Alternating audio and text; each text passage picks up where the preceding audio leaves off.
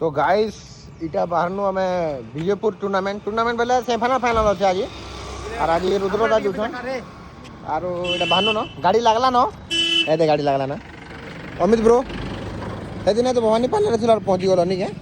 फिर भी fast match नहीं पहुंची पारे आज पिंक पैंथर तो चलो आज बाहरी में अमित दोस्त डोला ब्रो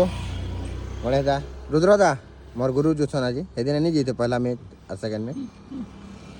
बड़ा मामू रविन ब्रो और के आसबे क्या आसबे दोस्तारो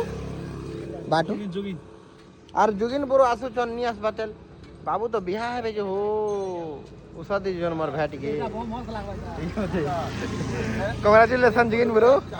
तमर बिहार धो नाच मो ठीक हो जा गाइस एनके पहुंच कर फिर ब्लॉग बनो जा इसको दिखे